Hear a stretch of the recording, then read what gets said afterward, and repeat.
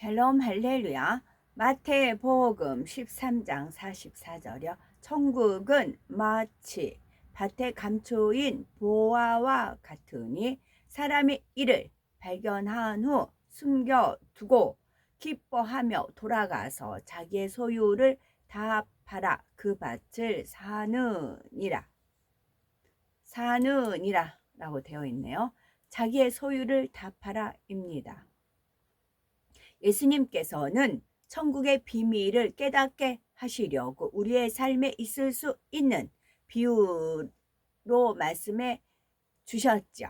마태복음 13장 44절에 천국은 마치 밭에 감초인 보화와 같으니 사람이 이를 발견한 후 숨겨두고 기뻐하여 돌아가서 자기의 소유를 다 팔아 그 밭을 샀느니라 말씀하고 있습니다.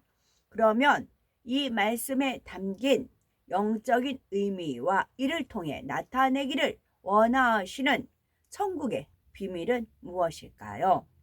어느 마을에 품을 팔아서 그날 살아가는 가난한 농부가 있었죠. 하루는 이웃의 요청으로 밭에 품을 팔러 가게 되었습니다. 그 밭의 주인은 오랫동안 쓰지 않은 버려둔 황폐한 땅이 있는데 개가 나하여 과목이나 심어볼까 한다는 것이었습니다. 땀을 뻘뻘 흘리며 열심히 땅을 개간하던 농부는 갑자기 삽 끝에 이상한 물건이 닿는 것을 느꼈죠. 계속해서 그곳을 파보았더니 엄청난 보물이 숨겨 있는 곳입니다. 보화를 발견한 농부는 어떻게 하면 그것을 내 손에 넣을 수 있을까 궁리하였죠. 문득 좋은 생각이 떠올랐는데 바로 자기의 소유를 다 팔아 그 밭을 사는 것이었습니다. 별 쓸모가 없어서 버려진 밭이었기에 주인이 쉽게 팔 것 같았죠. 농부는 서둘러 집으로 돌아가 가재 도구를 정리하고 모든 소유를 팔기 시작하였습니다. 예수님께서 천국은 마치 밭에 감추인 보화와 같다고 하셨는데 여기서 밭은 사람의 마음을 의미합니다. 보화는 천국을 가리키고요. 사람의 마음속에 보화와 같은 천국이 감추어져 있다는 것입니다. 하나님께서는 아담을 창조하실 때 사람의 주인인 영과 영의 지배를 받는 혼과 영혼이 거할 장막인 육으로 지으셨습니다. 그리고 만물의 영장으로 세워 하나님과 교통하며 만물을 다스릴 수 있게 하셨지요. 하지만 사람이 하나님 말씀에 불순종하여 선악과를 먹는 죄를 범하자 저주가 임하여 사람의 주인인 영이 죽고 말았습니다. 영이 죽었다는 것은 영이 소멸하였다는 뜻이 아니고 영이 주인 구실을 못하고 혼 속에 갇혀서 전혀 활동을 못하게 되었다는 것입니다.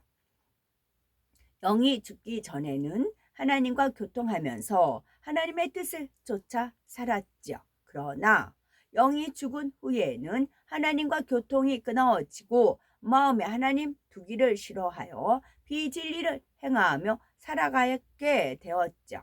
이에 사랑의 하나님께서는 온 인류의 죄를 대속해 주시기 위해 독생자 예수님을 이 땅에 보내 화목제물로서 십자가에 못 박혀 죽게 하셨습니다. 그러나 예수님께서는 아무 죄가 없으셨기에 사망 권세를 깨뜨리고 사흘 만에 부활하셨습니다.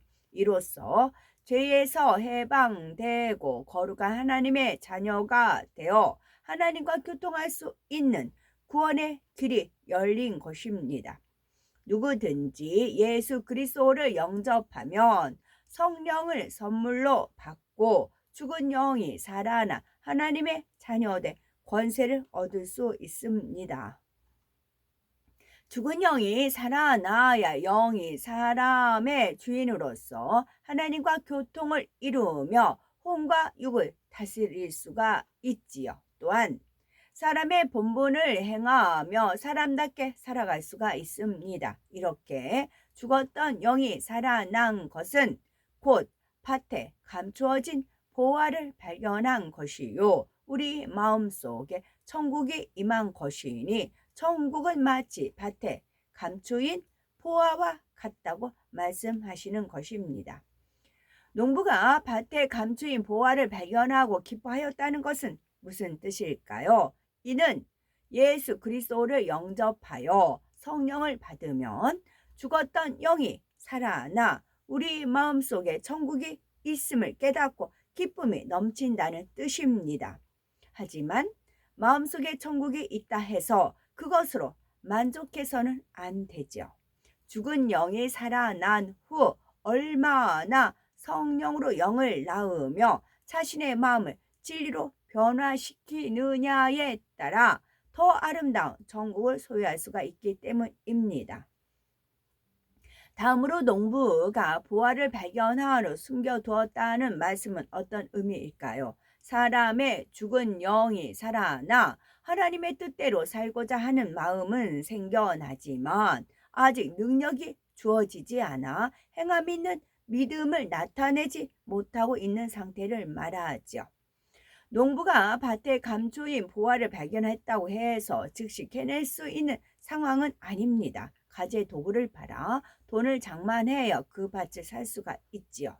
마찬가지로 우리가 주님을 영접하여 천국과 지옥이 있음과 어떻게 해야 천국에 가는지도 알아가지만 하나님 말씀을 듣는 즉시 행함이 따르지는 못합니다. 우리 마음 안에 있는 모든 비진리의 마음을 팔아버리고 진리의 마음을 소유하게 위해서 죄를 버리는 만큼 감추어진 보화를 캐내어 천국의 기쁨을 체험할 수가 있습니다. 우리가 말씀대로 살 수 있는 능력을 받기 위해서는 열심히 하나님을 의뢰하고 기도하는 사람이 되어 진리대로 행해야 하지요. 성령의 음성을 듣고 인도받아 오직 하나님의 뜻대로 순종해야 하는 것입니다. 농부가 자기 소유를 다 팔아 그 밭을 샀다는 것은 무슨 뜻일까요?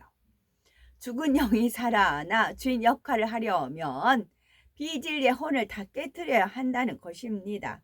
곧 죽었던 영이 살아나 마음에 천국이 있음을 깨달았으면 사단의 주관을 받던 비진리의 생각을 모두 깨트리고 믿음으로 천국을 소유해야 한다는 것이지요.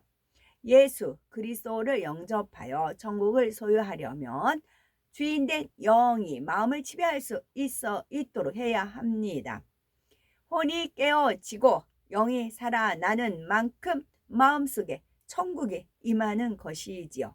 영혼이 잘 되어 위로부터 하나님의 말씀대로 살 수 있는 능력이 임하는 것입니다. 그러면 자기의 소유를 다 팔아 천국을 소유하려면 어떻게 해야 할까요? 육체의 일과 육신의 일을 버려야 합니다. 자기의 소유를 판다는 것은 하나님의 뜻을 거스리는 혼을 깨트리는 작업이요. 하나님 말씀에 합당치 못한 육체의 일과 육신의 일, 하나님보다 더 사랑했던 모든 것을 버려나간다는 뜻입니다. 육체의 일이란 마음속의 악이 행함으로 나타난 것을 말하고 육신의 일이란 아직 행함으로 나타나지는 않았지만 언제든지 행함으로 유발될 수 있는 마음속의 모든 죄성을 말하지요. 철저히 혼을 깨트리고 죄악을 버려나가다 보면 성령의 소욕을 쫓아 하나님의 말씀대로 살 수 있고 영의 사람이 되어 세상의 빛이 됩니다. 또한 신의 성품에 참여하며 그리스도 예수의 마음을 품게 되지요. 이처럼 자기의 소유를 다 팔아야 주님께서 계신 가장 아름다운 천국 새 예루살렘의 성의 기쁨을 누릴 수가 있습니다. 우리가 어떤 물건을 소유하려면 값을 주고 사야 하듯이 천국이 담긴 밭을 사려면 천국의 주인이신 하나님께 그 대가를 치러야 합니다. 하나님 앞에 신령과 진정으로 예배 드리고 시간과 물질을 들여 헌신하며 자신의 소유를 드릴 때 비로소 천국을 얻을 수 있습니다. 그러므로 예수님께서는 심령이 가난한 자는 복이 있나니 천국이 저희 것이며 말씀합니다. 심령이 가난하다는 것은 악을 버리고 마음을 비웠다는 것이지요. 자기 마음의 소유를 다 팔아버린다는 것이며 이럴 때 보화를 캐내어 천국을 소유하게 됩니다. 누구든지 예수 그리스도를 영접하여 성령을 선물로 받으면 죽은 영이 살아나 천국의 기쁨을 체험할 수가 있습니다. 혹여 천국을 소유하는데 방해되고 하나님 말씀대로 순종하는데 걸림돌이 되는 것이 있다면 신속히 뽑아버리고 가장 아름다운 천국을 소유해야 되겠습니다. 아멘.